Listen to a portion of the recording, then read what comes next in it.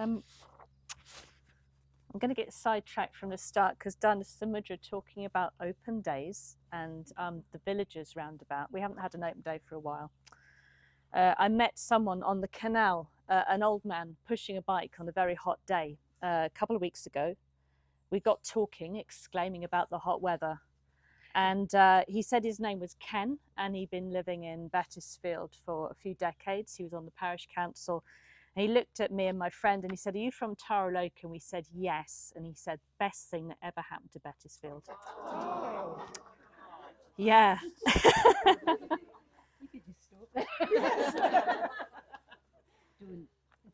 So I came to Taraloka. I first came in 91. I would have been 23. I was too scared to book on a proper retreat, so I came on a work retreat because I thought I couldn't manage the meditation. I found a very confident, capable, strong, brave group of women running this place, which bowled me over. I know Diane Andy was in tears twice, but that's because we broke the septic tank pipe twice. Not me personally. But then Varadakani got in there and loved to be digging in shit and fixing it all. So it was quite an experience. It was the start of 4 years of coming. Basically, all my holiday time was coming here. I was quite very taken with the place. But then I think what happened to me was I realized I wanted an immersive situation for myself. And I moved to Cambridge and lived and worked in community and right livelihood there. In a way, I did my apprenticeship there and I asked for ordination. And so I also did the classic of went off to retreats at Taraloka and didn't come back to Taraloka for decades. Yeah. But so I just want to talk about how I came back to Taraloka and why I came back to Taraloka. So after 12 years of being in Cambridge, I discovered, or rather they set up the total immersion retreats with the Buddhafield crew. So they were month-long, silent, intensive meditation retreats in a meadow. And I loved it. So suddenly I found this context which was elemental, immersive, embedded in nature, falling in love in a field, falling in love with the field. It completely did it for me. So I went on, I went on 12 of those. So over 12 years, I went on 12 retreats, ended up, teaching on them in the end. 3 years after I went on my first total immersion, my mum died.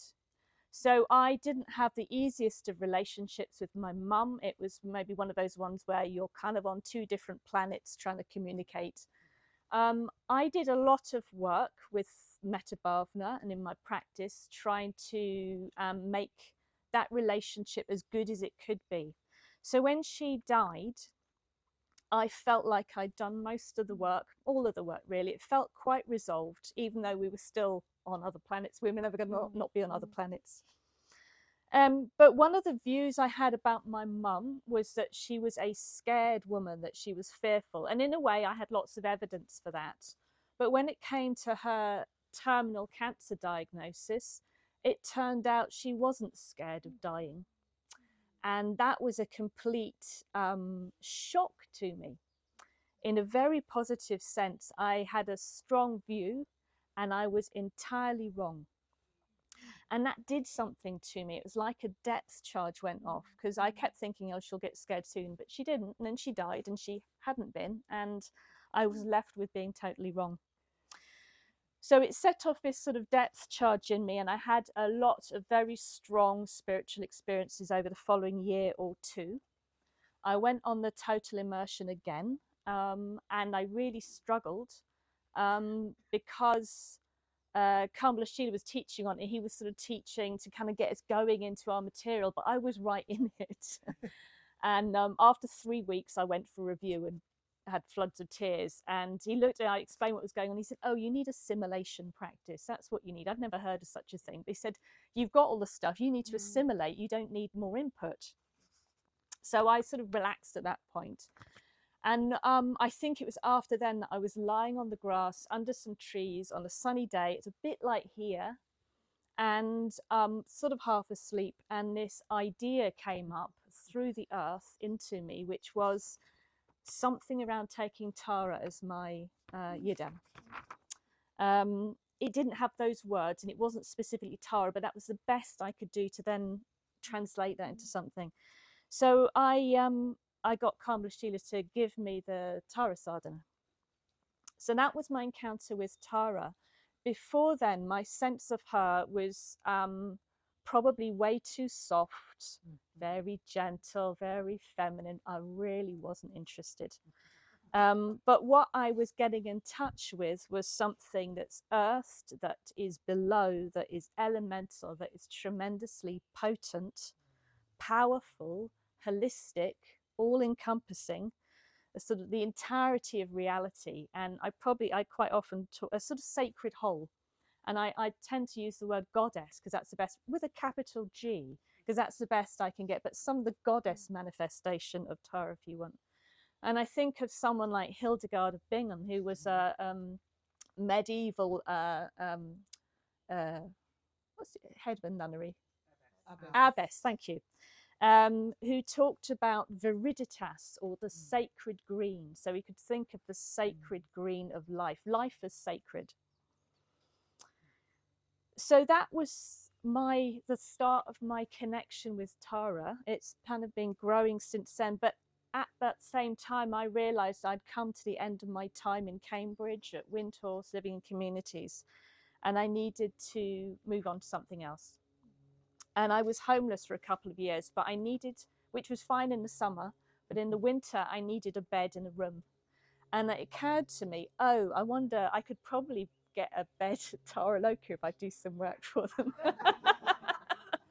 And they very kindly said, oh, yes, you can come for 6 months and be a volunteer. So that's what I did.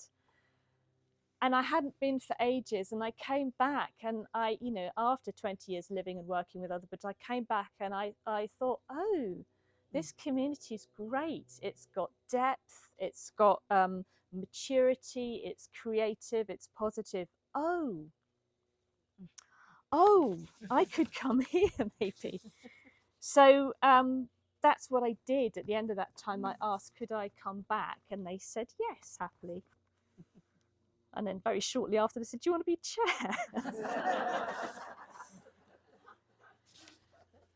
So for me, Taraloka's been the place that I could come to, I could live in, and I can serve this living sacred whole. It's a place for me that is immersive, that's relational, that's entire, and of course it's got land. So it is landed, it is grounded, it is a place. And so I find myself within something sacred that is dedicated, how I think of it, to the goddess, that has a heartbeat to it, or a breath to it, that in come the retreatants looking tired and stressed and a bit defeated, and then out they go, looking refreshed and inspired and open-hearted. So it's a place where I can be with all of that.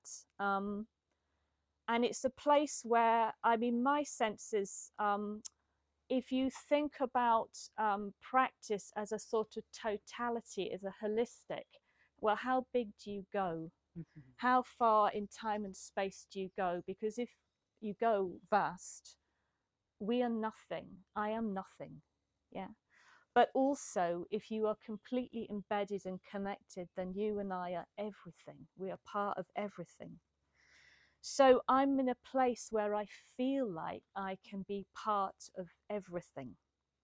In a way, I'm nothing without my community, you know, without Maitri Siddhi's vision, without Mahamani's kindness, without Surifrada's creativity, or Claire's courage, or Ren's strength, or Sue's steadfastness, or Johanna's energy, or Cass' gentleness, or Helen's groundedness or Diane's extraordinary emotional positivity.